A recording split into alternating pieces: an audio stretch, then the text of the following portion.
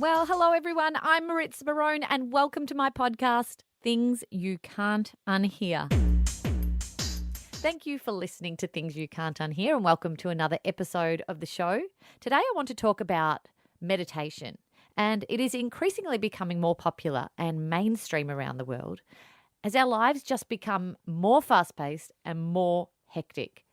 And it is a practice that has really helped me to see life in a different light and really allow me to perceive a new awareness of the world around me. Now, it is a practice that many of us, including myself, have called our saviour and our go-to to connect with ourselves internally and on a deeper level. Today, I want to introduce you to Manoj Dias. He's a Buddhist meditation teacher and co-founder of the A-Space Meditation Centre in Melbourne, Australia. He has also recently been taking his teachings around the world as mass meditations. And today I really want to delve into how a mass meditation can benefit us even further than an individual one. Manoj is also a highly sought after speaker and a global Lululemon ambassador, which he uses to really bring well-being and wellness to underprivileged and marginalised areas as well. And I'm very pleased to have him here with us today. So Manoj, thank you for being in the studio with me today. I'm really happy to have you here and talking about your journey with mindfulness and meditation. Thank you. Thanks for having me. And I know we were struggling to find a time, and I'm glad we managed to do it. We did it in the end, and it's all happened in the right timing, I'm sure.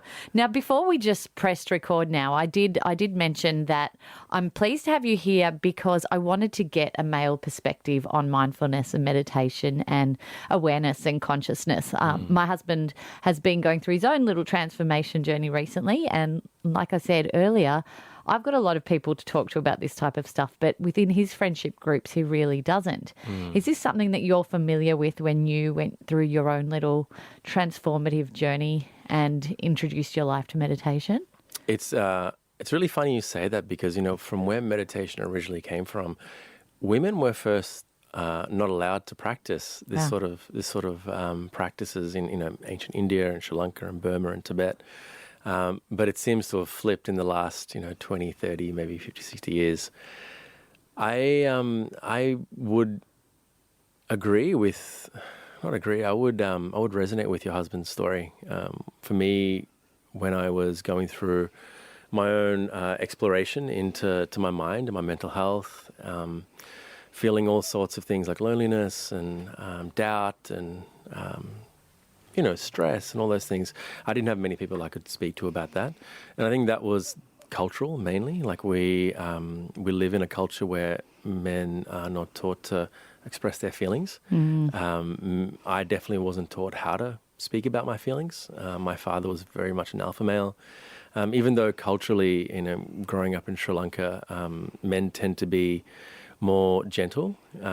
That's kind of a virtue in Sri Lanka, but I think it's part of our culture where we're not really taught how to express or to feel or connect or to understand, and I think it also it scares a lot of people. It scares a lot of men when another guy actually shares with them how they're actually feeling because we don't know how to respond. It's so true. I mean, even this morning he said to me, "I wish I found this stuff earlier. It's just made me so much happier and so much calmer within myself." But he's found it now, and I'm hoping a lot more men out there can find it because it does bring a sense of calm to our lives. Yeah. Now, I would love to know your journey of how you got to where you are now, because you are teaching mass meditations around the world. And so you grew up in Sri Lanka. Tell me a little bit about that. Yeah, so I grew up in Sri Lanka and my family migrated to Australia when I was 6. I don't know how much you know about Sri Lanka, but Sri Lanka is a really beautiful place. It's very rich in spirituality. It's a very gentle place, even though there's been civil wars there. But it's a very kind and it's a tropical place. It's an island, right? So I grew up around the temples, the Buddhist temples in Sri Lanka, and I was raised Buddhist. And when my family migrated to Australia when I was about 6, there was a bit of a cultural change for me. because I grew up around people that look like me. I grew up around people that experience life and views similar to me. And for whatever crazy reason, my parents decided to move to far north Queensland, which was probably the harshest climate for a little black boy to move to. Huge change. Right, right. And it was very different. And I had to learn to adapt. I had to learn to survive. I had to learn to fit in. So that was very, looking back, probably traumatic in retrospect. But, I kind of lost touch with my spirituality in that period because for me, it was more important to just fit in instead of trying to connect to something deeper and meaningful at that point in my life. And I rediscovered the practice when I went through my own mental health kind of challenges in my mid to late 20s. Working in a high pressure corporate job. I was a marketing and advertising director for one of the big banks. And for a period of time, I was having almost this crisis of consciousness where I was like, what am I doing with my life? Like, I'm coming to work every day. I'm stressed. I'm drinking more coffees than my body can handle. Like, I'm not sleeping well. We didn't talk about anxiety like we do these days. And I didn't have the words to describe anxiety, but I just felt this constant feeling of not being comfortable in my body, of having to do more and not being able to do it, and just thoughts. And it was, a very strange set of circumstances. But one day I found my way to a Buddhist meditation studio, met my teacher. And again, I wasn't going there under the premise that I was learning meditation. Instead, a friend told me to come and do yoga. And he told me there was going to be lots of hot girls there. Like, that was the And there probably was, right? No, there wasn't. There wasn't at all. It's probably the only yoga class that there's not beautiful, fit women there. Right. But it wasn't a yoga class. That was a catch. It was a meditation class. And it was, looking back, it was very serendipitous because my teacher from that very first class told me how to understand my mind. And he told me how to observe my mind. And he told me that I had a choice in how I responded to my mind. And that for me was very familiar, but it was almost like a light bulb went off at the same time. No one ever told me I had a choice in how I responded to my mind. And when he told me that, I was like, what? Like, I can observe it and not like embody every single thought that pops into my mind. It would, like, my mind literally blew. And I came back and I studied with this teacher every day for 5 years. I contemplated becoming a monk at a certain point in my life and decided it wasn't really for me. And just kind of continued down that path and eventually was asked to teach by my teacher. And the rest is kind of history. So that was incredibly transformative in your life, obviously. Do you remember that first moment when you realised you were observing your thoughts?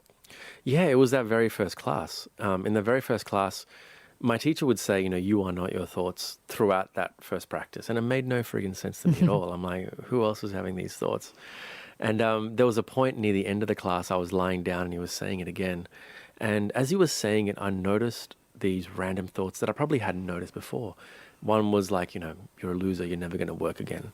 Or how are you going to make a living? Or how are you going to provide for your daughter? Or what are you going to do with your life? And you're a victim. And all of these things. And it was just really interesting to notice them and not be beholden to them, because I think prior to that I was like, yes, like, this is me. Yeah, I'm a loser. Like, yeah, I don't know how I'm going to survive. Like, it was just this ingrained feeling. And here I was in this very first class, creating a distance between myself and the thought itself. And then I realized, like, there was a great power in that, the ability to observe it instead of just embody it. Our monkey mind can just take over sometimes, can't it? I do it to myself all the time. And I sometimes catch myself and I'm like, stop it. I actually tell myself to stop it and be aware of what I'm doing. And it does help to a certain extent, but I feel like now meditation has become such a great tool for me to do that as well. I'm almost getting addicted to the feeling of meditation. Do you feel like you can almost meditate too much sometimes? Well, yeah, it's interesting. And I think it depends on what type of meditation also you're doing, because there are some meditations that are really blissful and they feel really great, and you can get addicted to it. And that's, I don't know if you There's worse things to be addicted to, right? I agree, yeah. There's worse things to be addicted to. But I think, there is a time you can almost meditate too much because, in my lineage of teaching and my practice, we don't ever meditate to get good at meditating. We meditate to get good at life. So if we're spending all of our time eyes closed, trying to work out what is going on, we're spending less time actually Living, in life. yeah. And living life. And I think really what our meditation practice, in my tradition anyway, should inform us is how to live life more compassionately and more wisely so we suffer less. Yeah, absolutely agree. Now, for those of us who haven't meditated before, the first initial steps for that are usually putting on an app and choosing something like that to guide us through and have a guided meditation. And then there's sound frequencies, and then there's all different ways to meditate. How would you compare a meditation individually to a mass meditation, which you are now doing around the world? Yeah, so I think a lot of people these days, especially millennials, like the way we interact with meditation is through apps. And that's not a bad thing. It just gives us access, whereas, before we might have had to travel to mountains and caves and the Himalayas to find teachers. And it's a great place to begin. Now, there are some problems with that. Not problems, more barriers, is that a lot of apps don't speak to you. You can't ask the app, hey, why am I continuously beating myself up when my mind wanders? Or why do I feel sadder when I meditate? Or why is my mind continuously just wandering? And why am I doing this and that? Like, we don't have the ability to ask the app that. So from that perspective, it's not a full practice. Whereas I think, you start to explore meditating with a teacher, which I think is probably the best place to begin. And a teacher is someone that has walked the path before you, right? It's what I liken it to is sometimes you're going to a personal trainer who hasn't had any experience being a personal trainer, and you're like, teach me how to get fit. Like, you want someone that's done the work. You want someone that's studied and knows the mind and is awakened to some extent. So then it becomes a little bit more easy to navigate the challenges that obviously will come as you begin your practice. And then you go to the other end of the spectrum, which is these mass meditations of 4,000 or 5,000 people. And you probably won't get the same experience that you would get when you're with a teacher, like the depth of practice and that knowledge and that wisdom. But there's something so brilliant about meditating with thousands of people close by to you. It's a very visceral feeling, but it's an experience. It's not something that will necessarily transform your life like you would if you were having a consistent practice in a community or a sangha, as we call it. But it's an amazing experience. It would be. The energy of the surrounding people and like-minded people around you would be enough to almost revitalize you in some type of way. Absolutely. And there was a study that was done a few years ago, and I don't know the actual name of the study, but I think it was done in Washington, where they had a mass meditation. And I think there was 1,000 to 2,000 people meditating. And that vibration or that frequency, meditators have always known about it. We've always said there's something special when this happens. But there was actually a drop in crime rate for, I think, 2 hours during this practice, which was like 50% or something crazy like that. So, from a completely esoteric perspective, like something weird happens when you meditate. Yeah. But from a purely experiential thing, it just feels really warm and really loving and really special. Was it the Dalai Lama who quotes that, a collective meditation can solve world wars and create peace? Yeah. Totally and I think, makes sense. I think, the point of meditation, like I said, isn't just to meditate, to get good at it, but it's what does that teach us? And, meditation should ultimately teach us how to live wiser and more compassionate lives. And that's really what has the potential to change the world, right? I've seen it in my own experience. I've seen it in my own life. The more that I can sit and befriend myself and love myself in this practice, the more I'm able to love another person and strangers. Yeah, absolutely. Strangers is a big one. Being kind to whoever crosses your path, no matter what it is a big, big thing. Yeah. Now, I know you're a parent as well. And it's interesting because I've got 2 kids as well. And just last night, my 10-year-old said to me, Mum, why are you meditating? What is it? What does it actually do? And I said to her, what do you think it does? And she said, it calms you down, makes you happier. And I said, well, pretty much. But how would you have answered that in your parenting journey to your 10-year-old at the time, or your 7-year-old? 18-year-old Or you're now. now 18-year-old. Yeah, You don't and look old enough to have an 18-year-old, but anyway. yeah, that's another podcast All right. altogether. Like I've tried throughout the years to get her to meditate, and the funny thing is, the people that probably need it the most are kids these days, because the rates of anxiety and the rates of attention problems and stress in schools is skyrocketing because kids can't meet the demands of modern life, technology, Exactly. parents. Like it's a big thing. So I think kids are learning a lot about it. I know there are programs in schools, but the way we talk to it to kids is very different to the way we talk to it to adults, like you and I. For kids, it's actually speaking about the things that are tangible. So it's like happiness, joy, rest, calm, love, and cultivating those things. I remember trying to get my daughter to meditate once when she was really stressed out. And I just said, let's just experiment and see what you feel when we just do this practice. And, she couldn't even explain what it was, but I saw her whole body just change, like her whole face just kind of calm down. And I think the more we educate them little by little, like in bite-sized chunks about why we're meditating as opposed to what the practice itself does, the more they'll be curious about it. And I'm sure your kids, when they see you and your husband like meditating, they'll get interested in it because kids naturally want to emulate their parents. Absolutely. She's asking so many questions at the moment. And I just try to lead by example rather than shove it down their throat in terms of making them join in or being a part of it. It's just like lead by example, and then when they need it and when they're ready for it, and if it's something that needs to be in their lives, they'll take it on board and they'll use it as a tool, just like we have to make ourselves better and quiet the mind. Yeah, and make us better parents, right? Like I think that's the biggest thing for me, like being able to be friendly towards myself and to be able to calm myself when I'm angry or I'm emotional, just helps me be a better parent. And then the better a parent I am, the more I can communicate the benefits of these sorts of practices.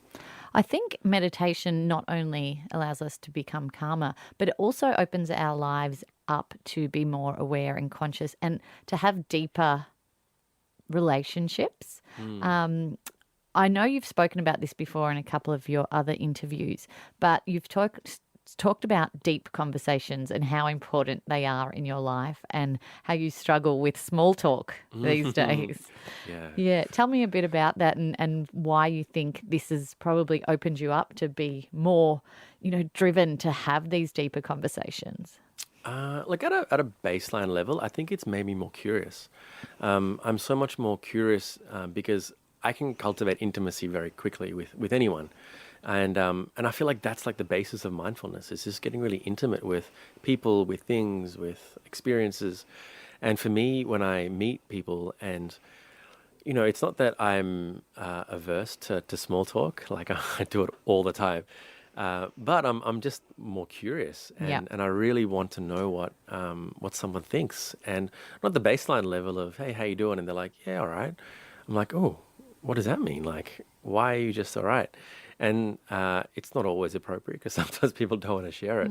But I feel like for me, when I look at what does success look like for me in my life, it's the connections that I'm able to cultivate, not just with myself and my work and my mission in life, but also with people. And I was the beneficiary of someone that cared so much.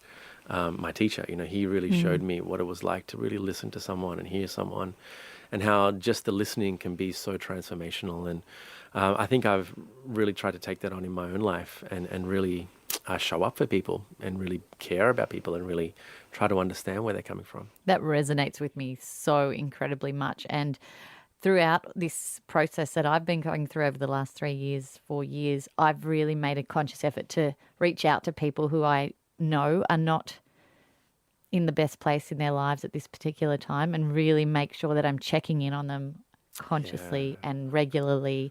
And they honestly appreciate it so much. You just can't believe how much of a difference that makes in someone's life. And I think when we try to measure if our meditation practice is working, because I know that's the question people always ask, like, how do I know if it's working? I would say that is a good indication of it's working. Like, you're caring enough about different people to actually reach out and speak to them. And like that's compassion growing in you. And in my tradition, that is a way your practice is evolving and growing. Not because you feel calmer during a sitting, but because, when you have your eyes open, your heart is naturally open to people that are in need. And that's like amazing. I've never really thought about measuring the success or the growth of a meditation practice. Great. That is really interesting perspective that you brought up. Yeah. Yeah. Well, I know you try to bring meditation to underprivileged and marginalised areas. How are you doing that at the moment, and what benefits have you seen so far with these areas that you've been working with in? Yeah, so at the moment I'm working on a project to take meditation and Indigenous spiritual practices to wider audiences, but we're starting it off with Indigenous schools and communities, and that's something I'm working on with a bunch of different people at the moment. And, I look at these days, we're really obsessed with being happy. Like as a society, we're obsessed with being happy to the point that meditation is being sold around the world as meditate and you'll be happy. And there's nothing wrong with that per se, because you can definitely cultivate happiness when your mind is calm and blah, blah, blah. But for me, it's like, what happens once we're calm? When there are so many people that we can see around us that are not happy, that are suffering. And I got to a point in my life a few years ago when that was a big thing for me. I was like, yeah, I feel good. I feel calm. But then I'm looking around and, people are homeless and there's so much violence against women. And like, is it enough for me just to feel calm and happy? And it wasn't. And then my practice became around how can I bring more people into this feeling that I'm feeling. And a lot of people can afford these days to go and do a meditation course. A lot of people have access to apps. I'm like, who doesn't have access to those things? And the communities that don't have access to it traditionally in Australia are the underprivileged, youth homelessness, and the Indigenous communities. I teach a lot in New York City. In New York City, it's people of color. They don't have spaces where they feel welcome, where they feel safe. So it's representing myself as a man of color in those spaces, and then creating what we, in yoga and meditation, we talk about oneness a lot, but that's an overarching vision and a theme. Like relatively speaking, a lot of people aren't one, and the Indigenous community in Australia, they're not one with us because there's so much more underprivileged than most of us are. So how can I bridge that gap was my question. And I partner with some amazing brands like Lululemon, and we've taken practices out to these communities. And it's a work in progress, because the reality is they have so many more things to worry about than meditating. For us, wellness is such a luxury, and for others, it's very low on the scale. Unbelievable. Do you feel as though there's many other men doing what you're doing at the moment around the world and in high-profile positions? Yes and no. Like I haven't met many in Australia. I've met a few in the US for sure. Yeah. But again, like it's a small group, and it's a big task. We're talking about years and generations of oppression that some communities have faced. So to overcome that, it's going to take work and it's going to take time. And I'm just really excited there are people on both sides of the spectrum that are getting involved with this, because really when I think about like what does a world I want to live in look like, it's a world in which we're not segregating based on color or class or sex, gender, like any of that sort of thing. And I think that takes time and it takes effort and it takes all of us, not just one group of people. I think New York is the perfect place for that to really start, and that can hopefully spiral across the rest of the world. I went recently and you actually sent me to a meditation center called Mindful. Yeah. Because I actually asked your opinion, and it was probably the best person to ask at that time.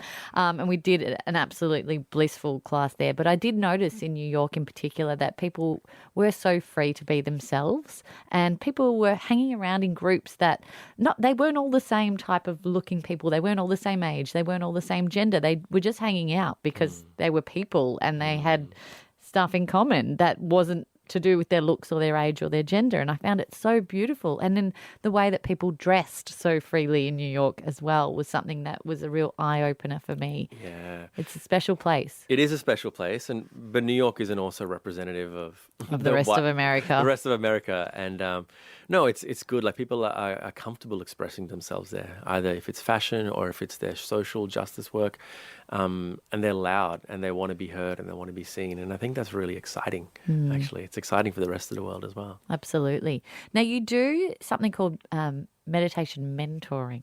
Is that right? I do. So you're also hoping to teach your practice on a one-on-one basis? Yeah, I stopped taking people probably about 6 months ago, actually probably a little longer than that. The meditation mentoring is essentially what I do with my mentors and my teachers. It's when we work through a particular text or a particular style of practice, and we work one-on-one for a period of time.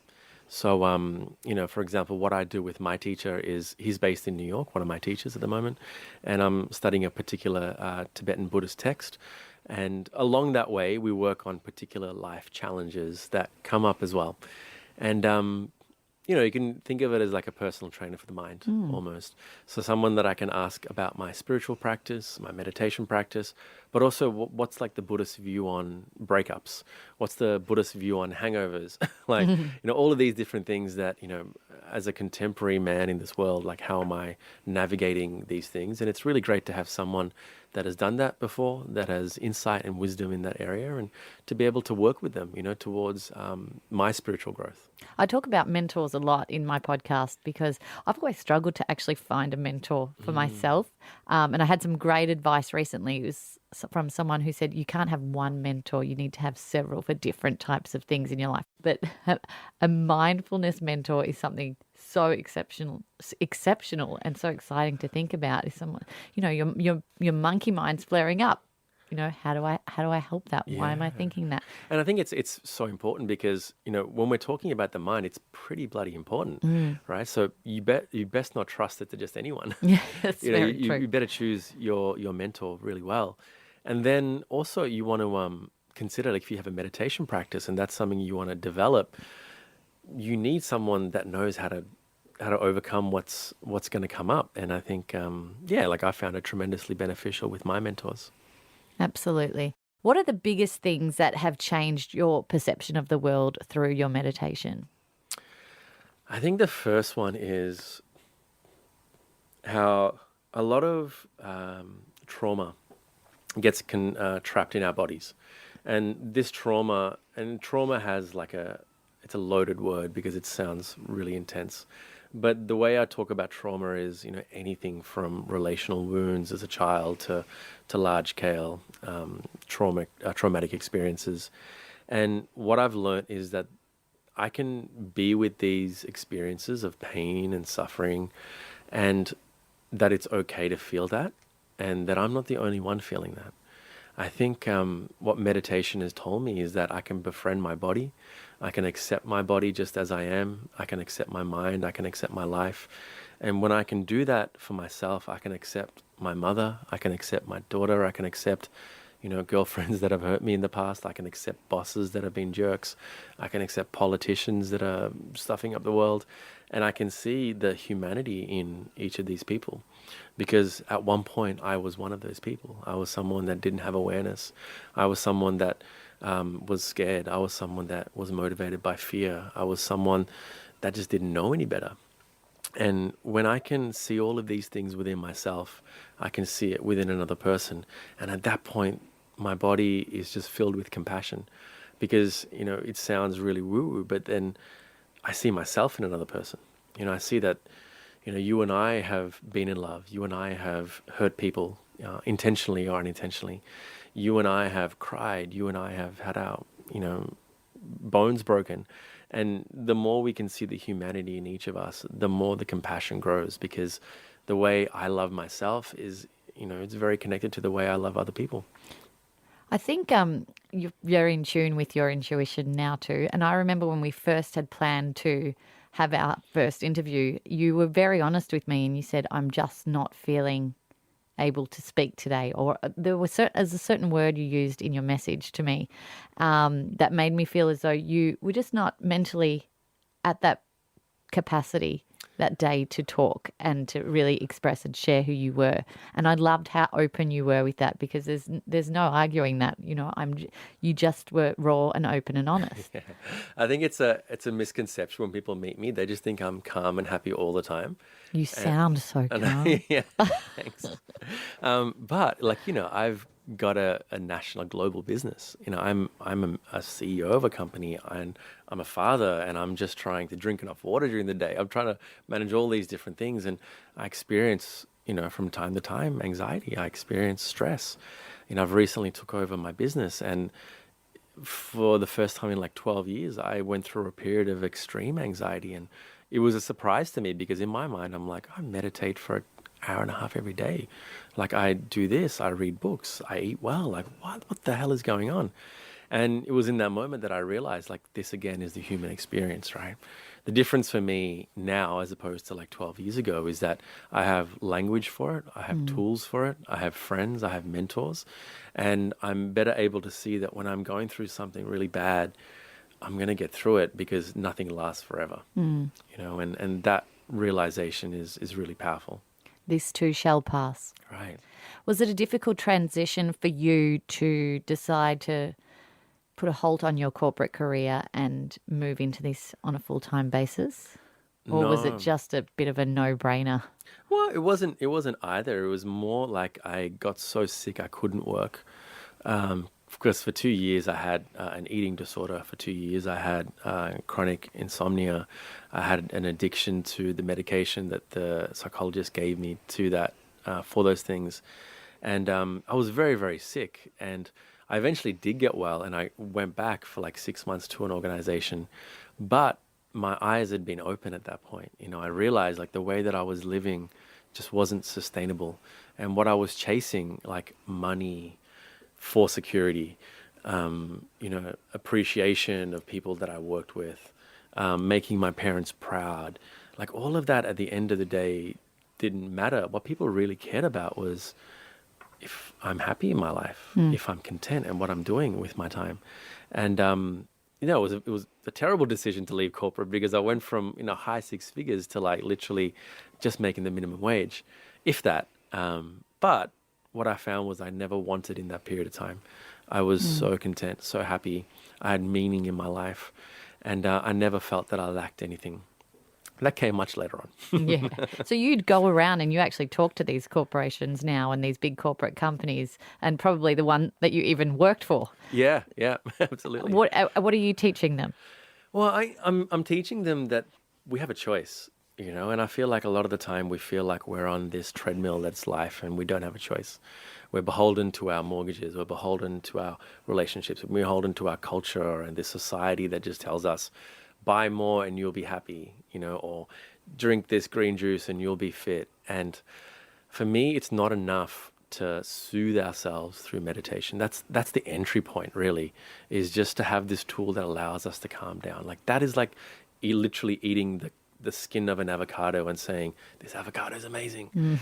It's when we get deeper than the actual avocado, we really taste the fruit.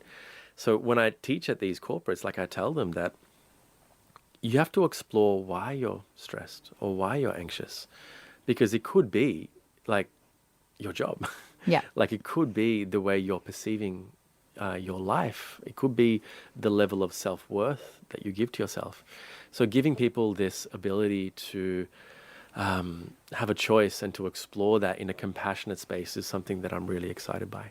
It's funny. My sister works at one of these banks, and she came to me one day and she said, "Oh, we've had this guy come and talk to us. He was really great. You should get him on the podcast." And I'm like, "I am. Yeah. He's lined up for it." Yeah. So she really resonated a lot with what Amazing. you said on that day as well. I'd just love to know if you could share a little bit about your daily routine and how you set yourself up to get the best out of your day and night, really. Yeah. So I begin my day with meditation, and what I do is I wake up in the morning, I'll have a glass of water. It's just like a routine that I've kind of got down pat now. Have a glass of water, go to the bathroom, then I'll sit down. And as I sit down, I begin my practice, and it's usually about 45 minutes in the morning. I start off by just with gratitude for my life, with my teachers. I set an intention for my practice, like why am I meditating? And for me, it's, to be of benefit to the world and for all beings to suffer less and to be happy and content. And then I'll go into a practice. After that, I'll usually spend 15 to 20 minutes reading like a text or a book that just fills my spiritual cup. So I feel like I'm connected to that. Because for me, I think my spirituality is inherently connected to the quality of my life. And some days it could just be something small or an article or something like that. But then I'll plan out my day, and I'm working on a new system where I spend the first 2 hours of my day on stuff that I really love. And that could be writing at the moment. It could be doing creative stuff, poetry, whatever it is, going to the gym, doing yoga, whatever it is. And then I'll go for a walk, and then I'll come back, and then I'll get onto my day.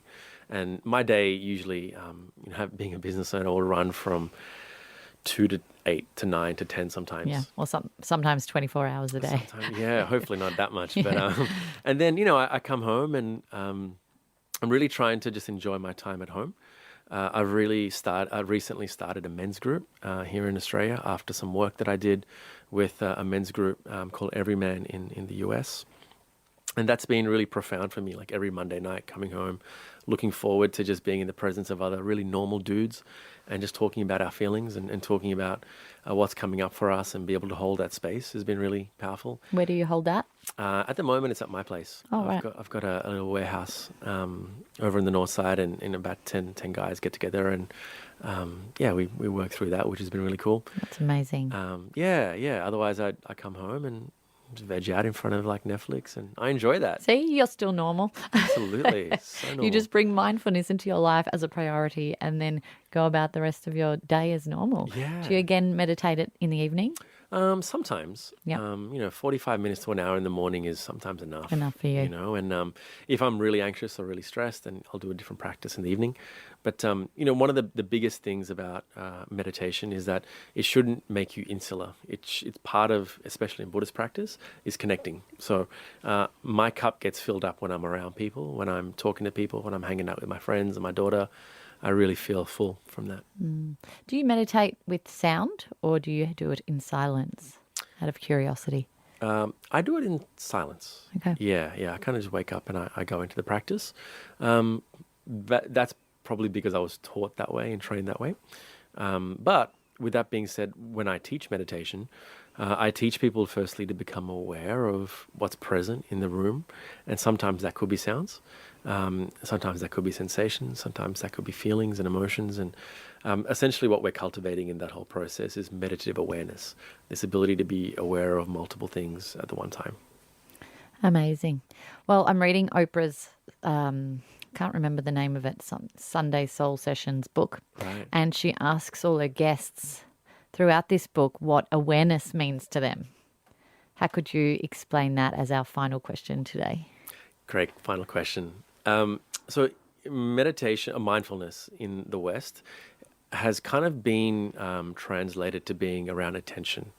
So attention with a non-judgmental attitude. But the traditional teachings of mindfulness essentially meant awareness, or to distill that down even further, to remember. Like that gom was the original word for mindfulness. And when we talk about awareness, we're becoming aware of a lot of things, like not just what's present. So like right now I'm here, I'm talking to you, I've got the headphones on, I've got the microphone on, I'm feeling a little hungry. But then there's also multiple other things that are going on, right? There is the sunshine coming through the windows. There are my thoughts at the moment. My thought that says, "Oh, am I going to answer this question right or wrong? Is Maritza going to think I'm an idiot? Is she going to like this response?" Like all of these different things, and awareness picks up all of these things, right? But the quality of mindfulness is becoming aware of all of these things with an attitude of warmth, with an attitude of tenderness. And that's really important to remember, because it's not just enough to be present. It's like we have to be aware with a certain attitude. Because, right now, like I said, that little voice that says, oh, is she going to like my voice, blah, blah, blah, is a voice that's connected to experiences in my childhood where I felt like an imposter.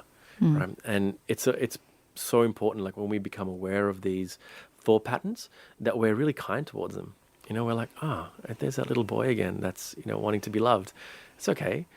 Instead of like our normal voice, which is, idiot, like don't think that. Yeah. It's like, removing the judgment from yourself. yeah, it's removing that violence. Trust me, I'm not judging you. I think you are brilliant and you're doing incredible things for humanity. And it's taken me a while to figure out what my why is, and mine is to elevate people like you who are doing incredible things for society and the community. So thank you so very much for being here today and being part of the show. We cannot wait to see what is coming up next for you. Have you got something special planned that we need to be aware of? I got a lot of special things. Excellent. But the big thing is probably my book. I'm writing my book at the moment, and the mass meditation series that hopefully we're going to take through Australia and then globally as well. What's your book called? Have you given it a title yet? I can't say. I'm not allowed to. You heard it first here. Well, you didn't hear it first here.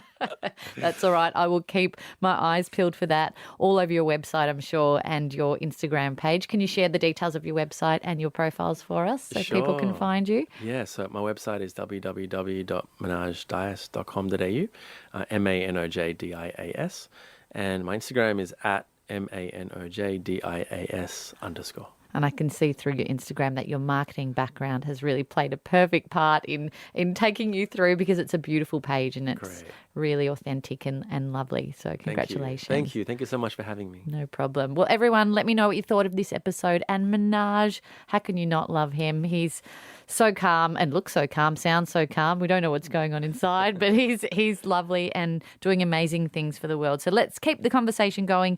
Let me know what you thought of this episode. You can find me on Instagram at Things You Can't Unhear, and also on my personal page at Maritza_Barone. And if you haven't already, please subscribe to the show and leave us a rating and review. And remember, be happy, be healthy, be conscious, and be kind.